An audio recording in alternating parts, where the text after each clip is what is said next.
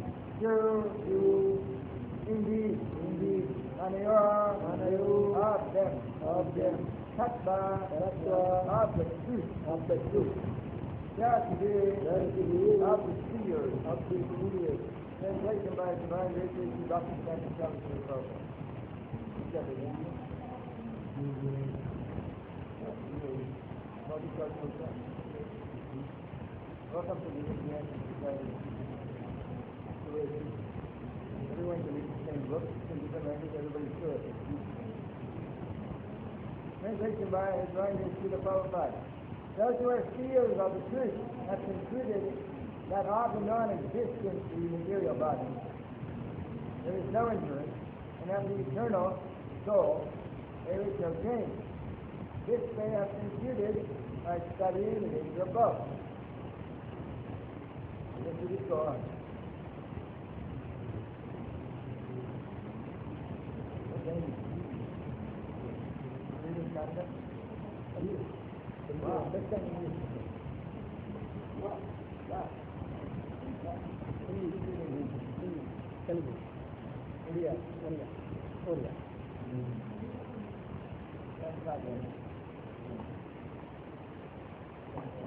Quick one by divine reach to the Prabhupada. There is no endurance.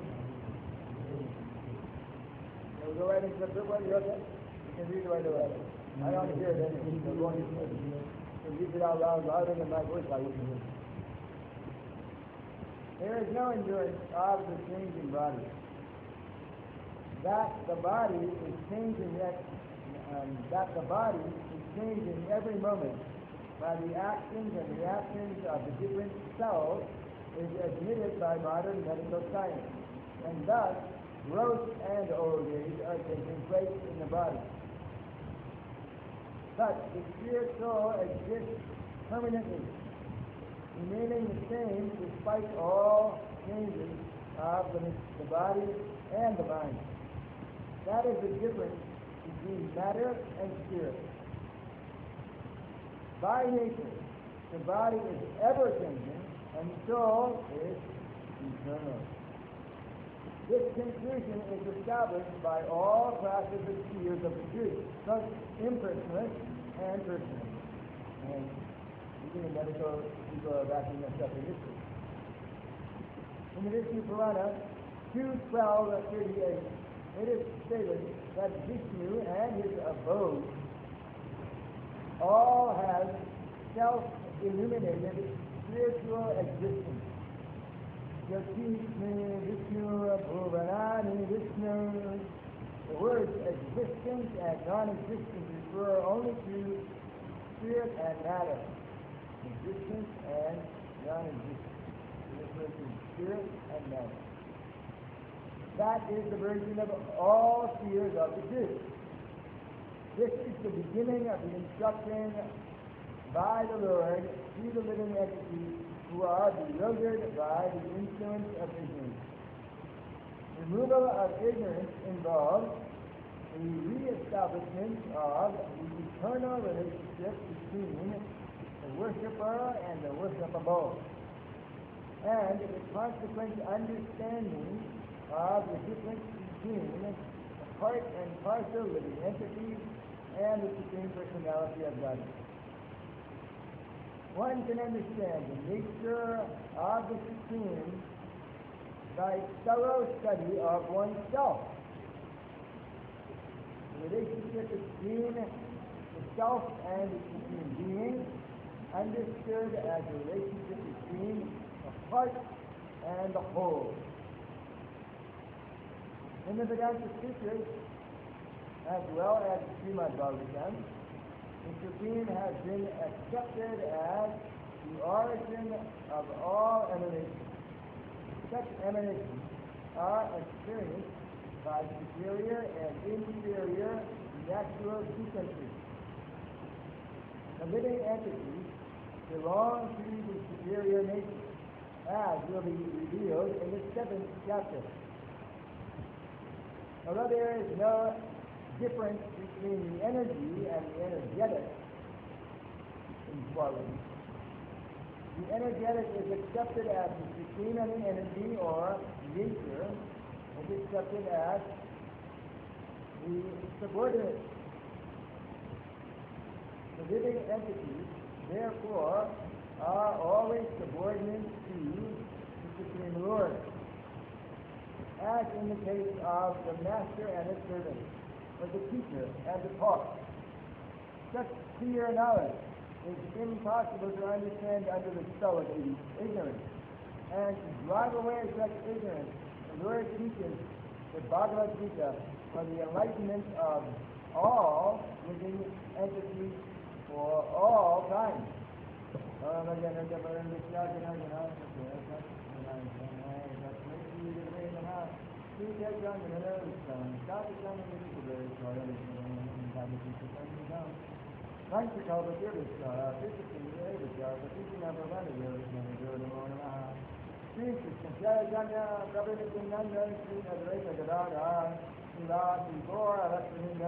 Hare Krishna, Krishna Krishna, Hare Hare, Hare Rama, Rama Rama, Hare Hare.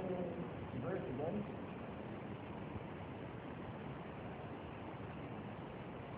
Nasato Viddevo, Namo Viddhita, Rayami, Krishna Nisatadayo, Nasadayasati. Those are seers of the truth that conceded that of the non-existence of the material body, there is no endurance. And of the eternal soul, is obtained. This they have concluded by studying the nature of both. So long before the modern scientists, there was research going on by the sages. And they analyzed the material form of the body and its temporary stay in the material world. And it found that even the oldest, most advanced stage was lived maybe for hundreds of years or thousands. Or in reference to Brahma, because some of the sages they could actually converse with the demigod, they would do this. They could ask Brahma. And we were talking about that on Hiranyakashipu's disappearance day. Those intimidating appearance. Because Hiranyakashipu is the main topic. Hiranyakashipu wanted a benediction, and he performed severe austerity, and in a way he forced Brahma to come to him. And he asked, essentially, initially, for the benediction of Amar, eternal life. And Brahma said, well, I can't give it to you because I don't have it.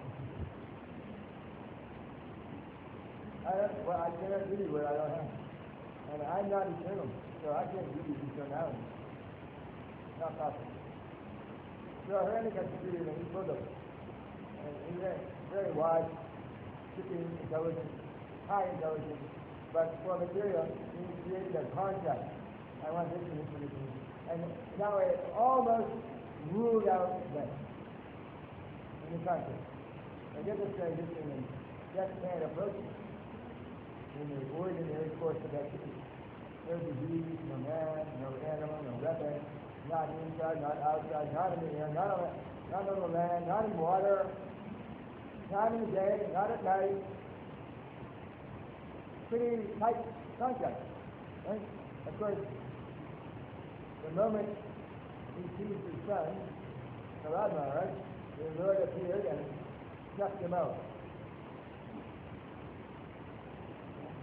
The song we sing says that just as a person can easily crush a wasp between one's fingernails, first the wasp is dangerous, but that's how easy the fingernails feel. That's how easy. Well, there was nice dramatic presentation.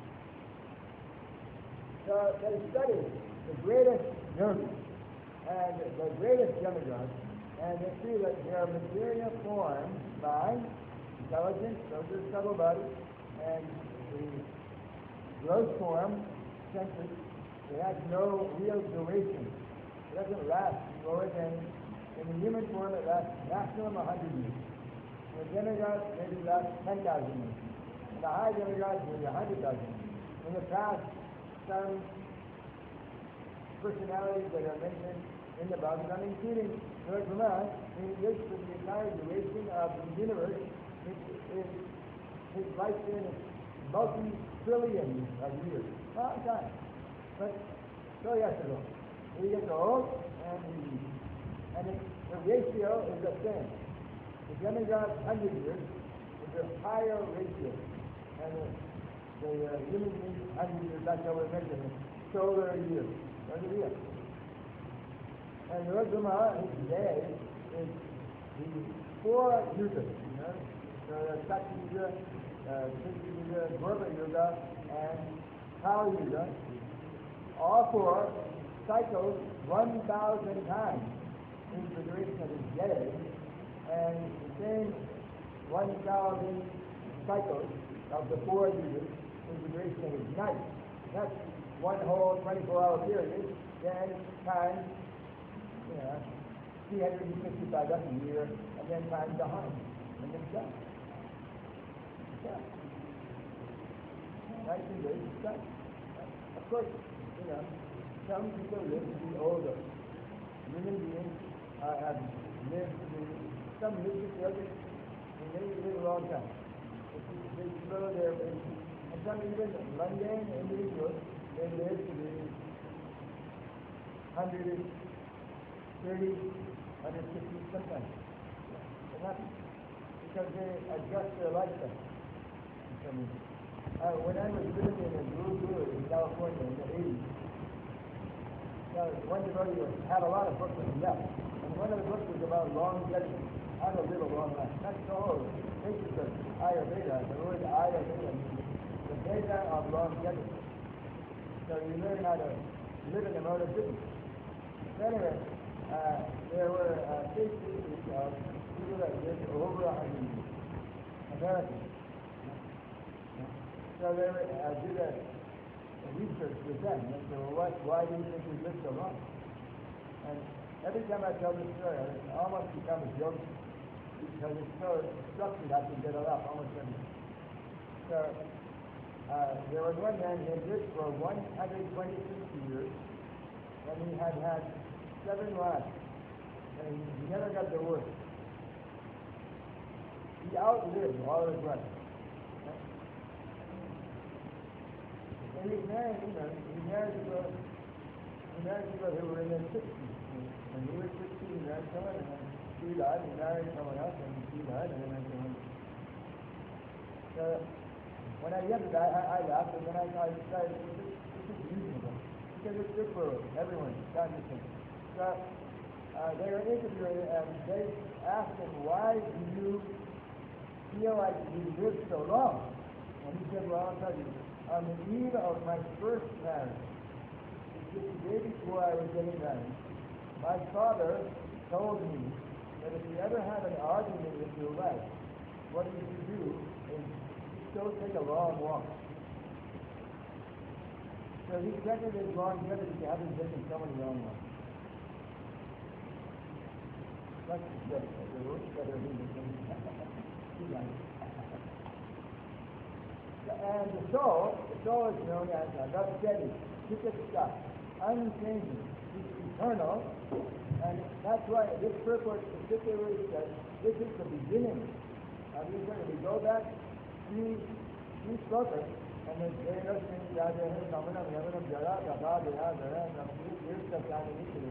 as the soul in the body is continuously passing from boyhood to youth to old age, so similarly, the kind of death, he goes on to another body. So the body falls away. So it seems like that would be the beginning, but it's not. Because that does not really talk about the eternality of the soul. Here's when the eternal identity is separate from the materialism.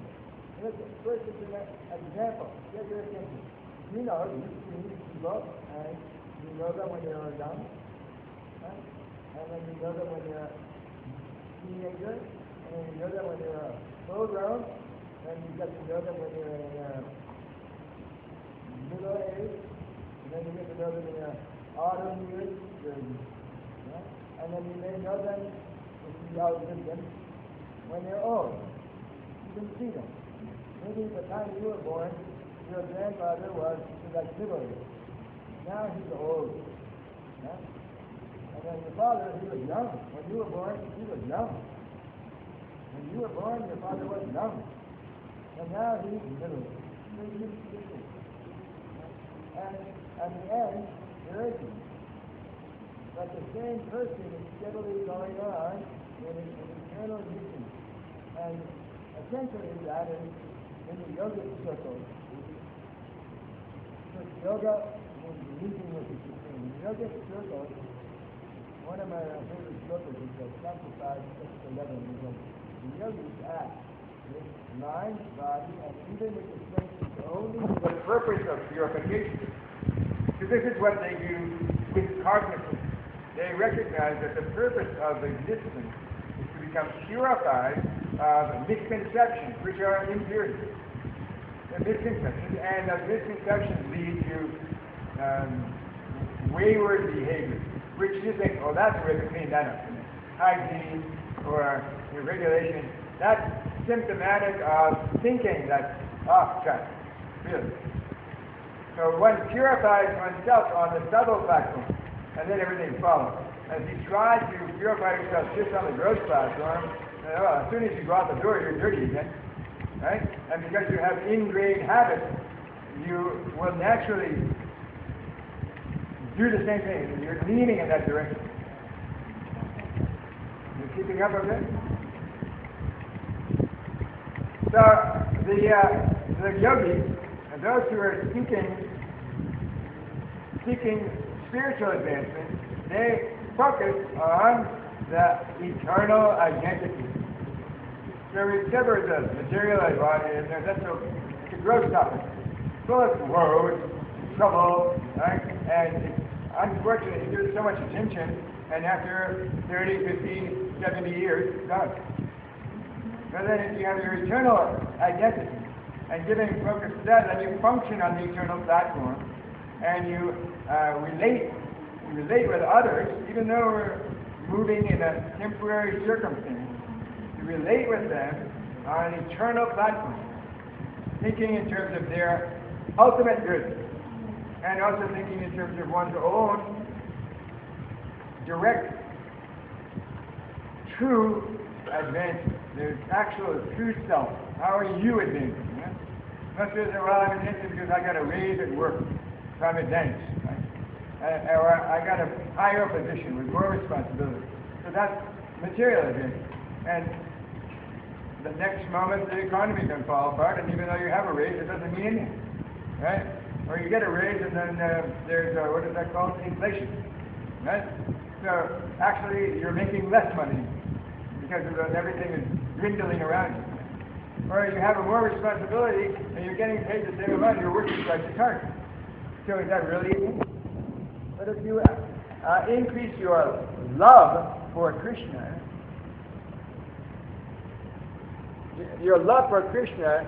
just like your loving relationship with anyone, that increases your bond with them, or your link with them. So that's what yoga really is. The ultimate yoga is your unceasing recognition of your identity, which is defined by your relationship with Krishna. So the more you know Krishna, the more you hear about Krishna, the more you know about yourself. The more that you make an effort to serve Krishna, the more Krishna will reciprocate with you and reveal your eternality more. It may appear to anyone that what we're doing, everybody mops the floor, most everybody sweeps, and everyone cooks and washes dishes, right? And people sit and eat, and people sleep, right? And many people sit and read, right? And if they're interested in subject, they attend the class. So it looks the same. The topic is the different. The topic is the different, and the identity with the topic is different. And one is focused on material advancement, no matter what you learn, you lose it. No matter what you learn materially, at the time of death is gone, you start again. Right? There's no instance of a baby emerging speaking. That's why they're called infants. The word infant means without speech. Some of them are very quick to learn, that's a fact. Some of them are equipped from previous life with many extraordinary skills because they have utilized their energy, their karma, to bank into something valuable. That's right, in this country, I was just reading, where was it? I don't remember where I was reading. There was a quote from, of all people, there was a quote from a famous American author, and he said, in religion, India is the only millionaire. And this was written about 150 years ago. Right? In the topic of religion, there is only one millionaire in the world, and it's India. And they have such a treasure of true religious understanding because it's a person. And it's opposing opinion, no person, but energy, religion, so many temples, so much like that. And now it's giving in, and the focus has shifted away from their actual wealth, and they're looking at material wealth. So there's bound to be some results accordingly. Right? First of all, they may surpass everyone in the world in ignorance. And then that ignorance, because they had something very valuable, when you lose something that's very valuable, generally if you're alert, You definitely want, oh my goodness. Whoa. Yeah, just big.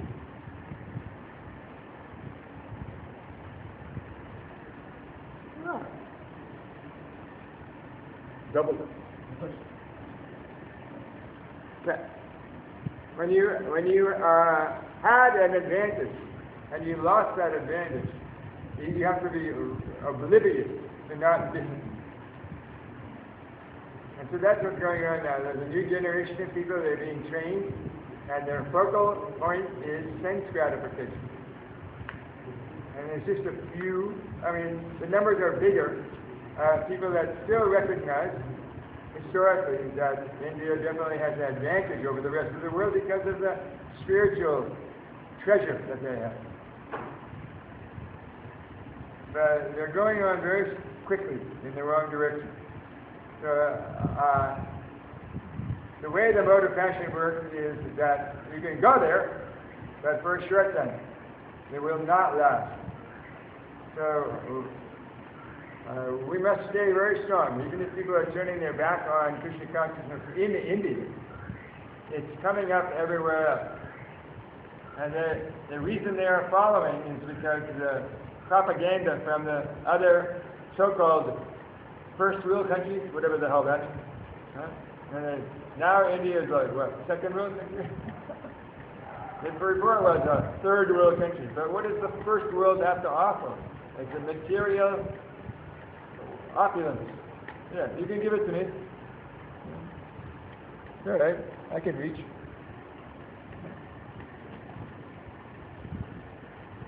So we've reached our time. Read the verse one more time, and if there's a comment or question.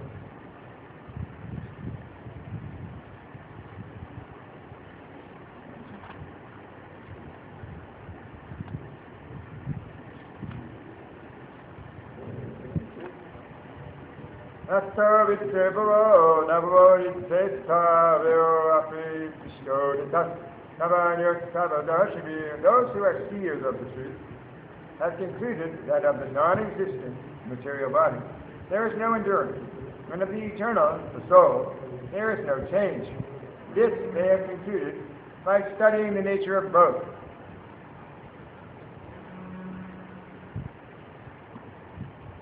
Another very strong point that's presented in the purport is that this instruction is for everyone, and no one is excluded from it. This is the beginning of the instructions by the Lord to the living entities who are bewildered by the influence of ignorance. Removal of ignorance involves the reestablishment of the eternal relationship with the worshipper and the worshipable, and the consequent understanding of the difference between the part and parcel living entity and the Supreme Personality of Godhead. That's the second paragraph. Chapter 16. Any questions, comments, criticism, addition, subtraction?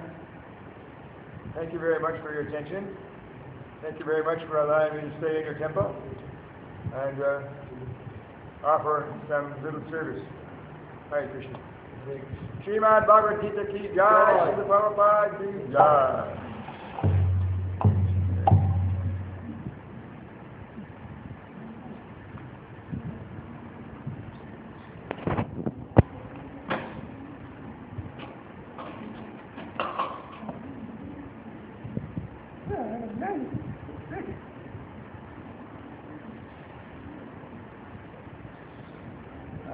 Off,